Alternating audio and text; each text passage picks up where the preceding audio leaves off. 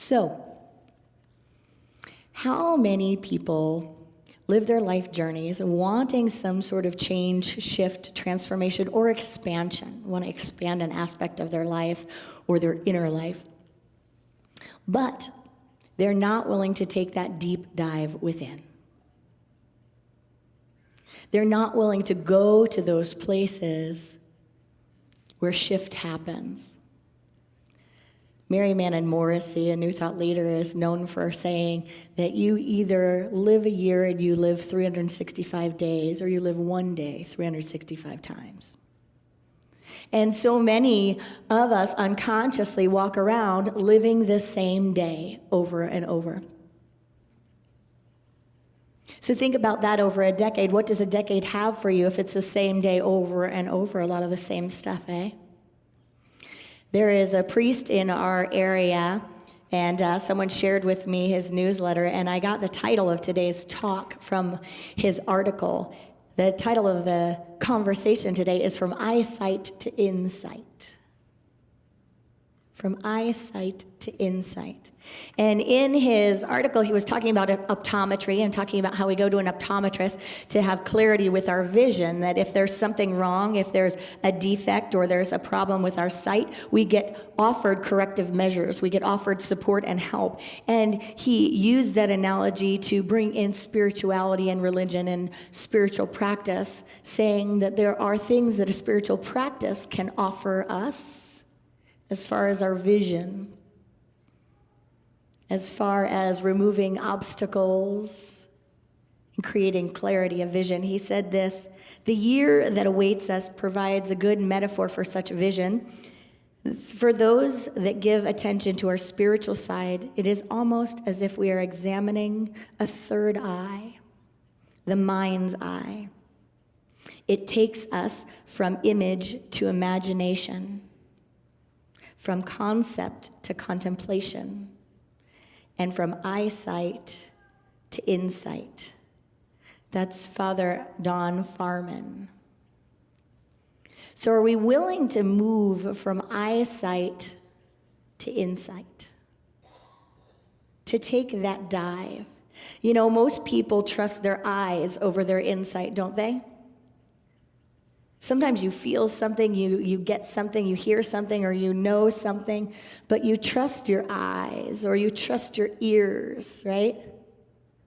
You would trust more that I'd make it if I stood on this wood floor than you would trusting that something would hold me up if I went over here. Everyone's going, well, don't do it. I do yoga, so I'm kind of okay.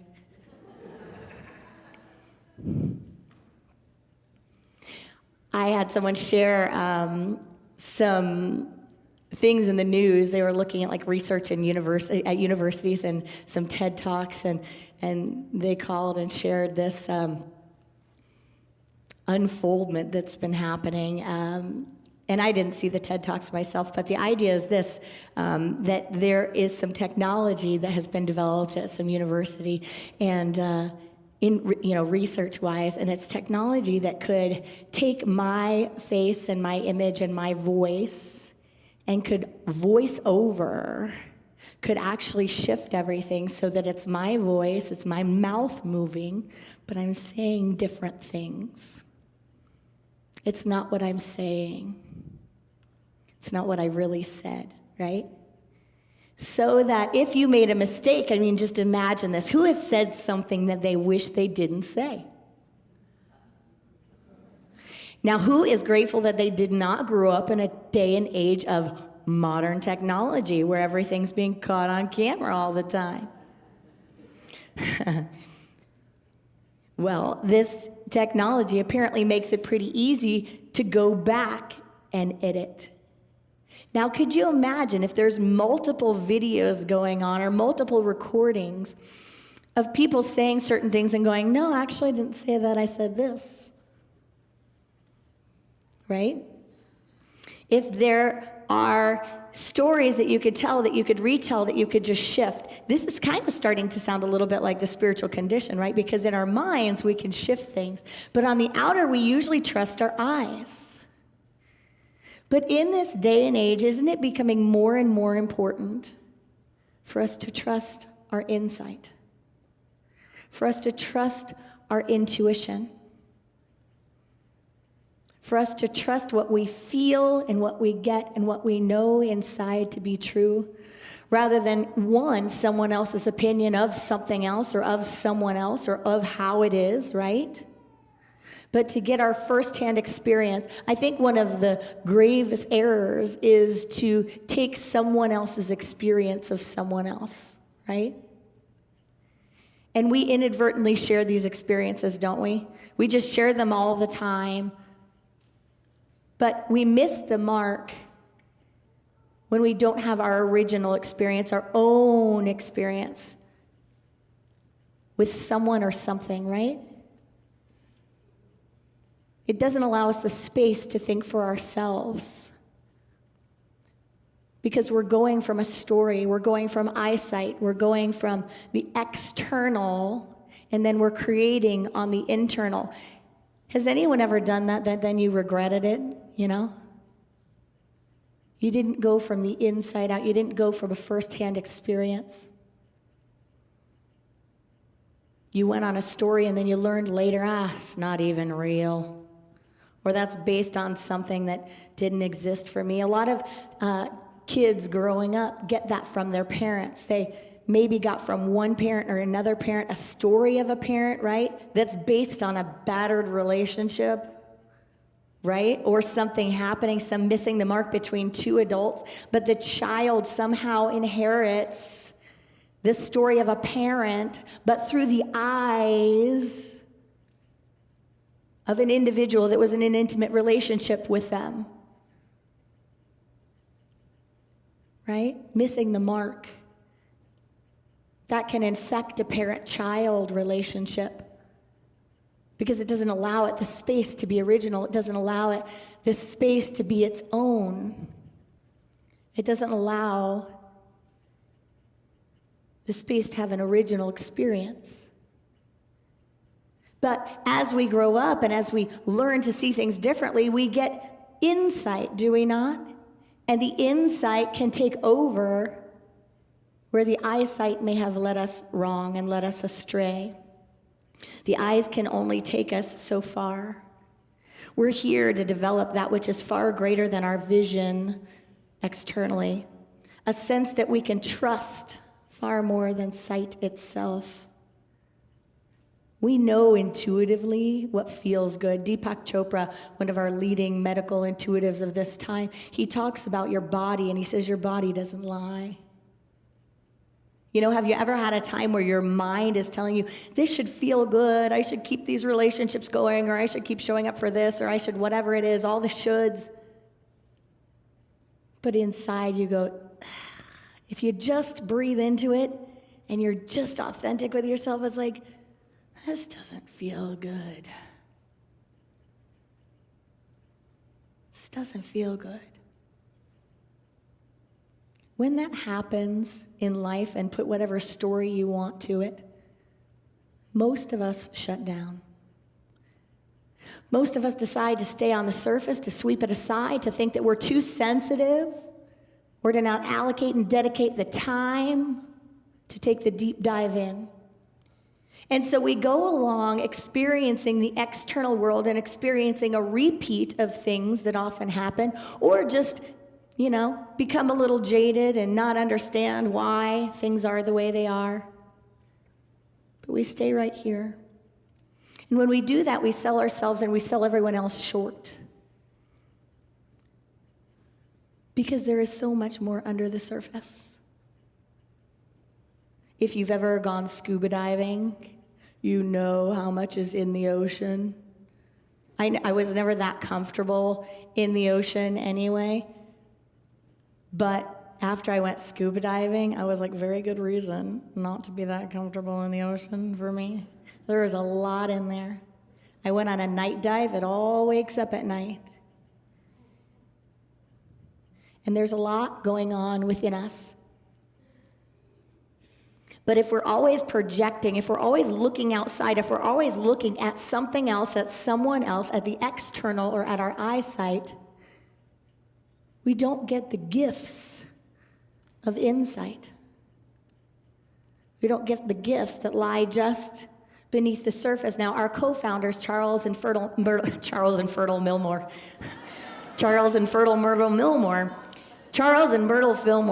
they were all about taking the deep dive. That was their practice. Their practice was always looking at the surface and then going beneath it and seeing what more is there. So they didn't just take the concepts of Christianity that were handed down to them at the time. They wanted a practical approach. They kept learning. They kept listening. They kept reading.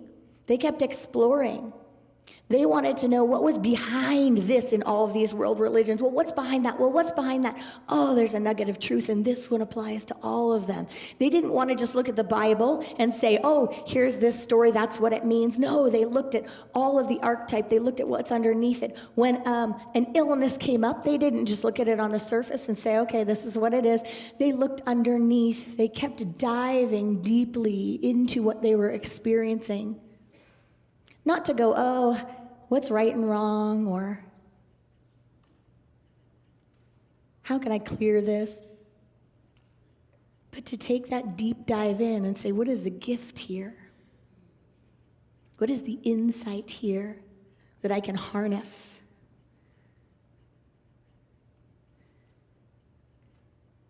Think about your life for a moment. What have you been looking at with your eyes, hoping for change? What have you been looking at with your eyes that maybe you just haven't taken the time to do the deep dive? Where insight could probably serve. Maybe it's a relationship. Maybe it's something with yourself, a condition, a state of the world, a state of the nation. Maybe it's anger, illness, conflict, some problem. Everything changes when we take a different view. Have you noticed that? Everything changes when we take a different view. When we see it from a different way, see it from a different angle. Take a problem, think of a problem or a conflict. If you take it at surface value, right? It is what it is.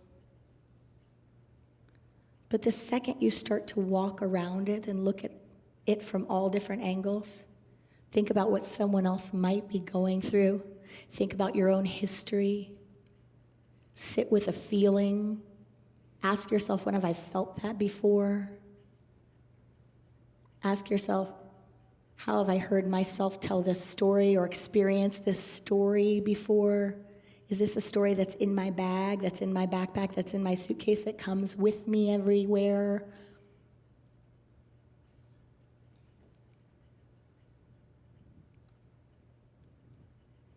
Can we move from eyesight to insight? So many people fear that move. They fear that dive, sometimes completely unconsciously. I think that we think we'll get lost, we'll feel our brokenness, we'll feel too sensitive, it will feel messy. We might have tears, we might have rage, we might have discomfort. We might find out that it's in us. We might find out that it's something's in someone else that we don't want to see or that we haven't been watching or available to understand. There's a poem by Linda Ruther, and it was posted on a Wild Woman's Sisterhood, and it says this: "And the great mother said, 'Come, my children, and give me all that you are. I am not afraid of your strength and darkness, of your fear and pain. Give me your tears, they will be my rushing rivers and roaring oceans. Give me your rage, it will erupt into my molten volcanoes and rolling thunder. Give me your tired spirit, I will lay it to rest in my soft meadows. Give me your hopes and dreams, I will plant a field of sunflowers and arch rainbows in the sky. You are not too much for me. My arms and heart welcome your fullness. There is room in my world for all of you, all that you are. I will cradle you in the boughs of my ancient redwoods and the valleys of my gentle rolling hills. My soft winds will sing you lullabies and soothe your burdened heart. Release your deep pain. You are not alone, and you have never been alone. I think the fear is sometimes we will feel alone in our dive. But can we remember there's so much down there? There's so much alive there. And there is so much for us there. Everything is not always what it seems to be on the surface. I had with my little one, I think I shared this a few Sundays ago, she started asking for blueberries at night. And at first I thought she was just hungry, which she is hungry, and she wants blueberries. But if you go from eyesight to insight, blueberries now means I want to go downstairs and play. There may be some people thinking that I engaged in a rigorous New Year's resolution of intense activity, yoga, and workouts, and that's how I have a few less pounds on me. But if you move from eyesight to insight, you'll realize that it didn't happen like that. It happened because I got a flu after a flu after a flu. But so often, we just look at what meets our eyes. And when we do, how do we show up for things? How do we respond to things? You know, we respond based on what we see and what we understand, do we not? So if I think it's about blueberries, I say, okay, let me give you this. I don't have insight to see what else is happening. If you think it's about, some New Year's resolution, then you might say, congratulations for throwing up for a whole night. It looks so great on you. Why, thank you. I took a month to do it. It was a lot of laying down. Those are light examples, but can you see what I'm saying? Can you see how this happens in our lives and in relationship? We make adjustments. We make shifts, and we take action based on what we see and what we think we know. So if we keep it up here, friends, we are selling ourselves short, and we are selling everyone around us short. We are selling our world short because there is so much more here. The author Jeff Brown says, we are not here together to keep each other company, not just here to keep each other company. We are here together to show each other God. The portal is each other. The portal is each other. The portal is everything that meets our eyes. The portal is everything that meets our eyes, everything that meets our experience. Are we willing to take that brave walk through the portal? Are we willing to be curious? When we're angry, be curious. When there's a problem, be curious. When there's a conflict, be curious. Do you listen to your discontent, or do you drown it out? Do you make everything about what's out there? Do we allow patterns to repeat, or do we recognize when we're in the same story, different players? Do we have the same self-talk? Are we even aware of it? Or do we use the practice to short-circuit that talk? We all have blind spots. In recovery, they teach in the 4th step to do a searching and fearless moral inventory, to take the deep dive in. It's just not for people in recovery, friends. That's an invitation for all of us. The degree to which we listen, the degree to which we take the deep dive in, is the degree to which we can be helped. Because there is a lot in that dive. When we take that dive, when we open up, we're eavesdropping on the mind of God. And the fullness of Spirit is in there. We're not alone. The fullness of light is in there. The fullness of love is in there because we're open and we haven't shut down. The fullness of abundance is in there. I received this poem on Messenger the other night from one of our live streamers who used to be in-house, Kyle Ottinger. He is following his passions in Colorado, and he said he wanted to share this with me, and he said, this is for you to share how you'd like. And in that moment, the light grew brighter, the moment of perfect understanding, that no great success comes without cost, that every story of worth is built upon hardships, that even the greatest among us had trials and tribulations, yet the glory of God lives. Today, the promise of prosperity is here. Not everything present is visible. Not everything present is visible. Truly, the invisible is more present than the visible. Truly, the invisible is more present than the visible. Can we believe that? Can we trust that over what we see and what we hear? All those questions. Can we trust that the invisible resources, that what we don't see is so much greater than what we see? So we could be willing to be curious and to explore, to know we're not alone. One of my favorite Unity ministers, Reverend Sig Paulson,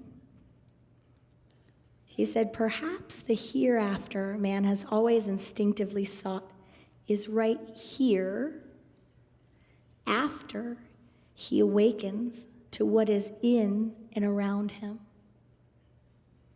available for self-expression through him. Moses was not exaggerating when he said that man was the image of God. Jesus was accurate when he taught that the kingdom of God is within man. Paul hit the target when he declared that man ultimately becomes a life-giving spirit. Not only is this invisible realm not science fiction, it is not religious fiction either. It is real, alive, vibrant, available to those whose imagination permits him to enter it and it to enter him. So will we take the dive?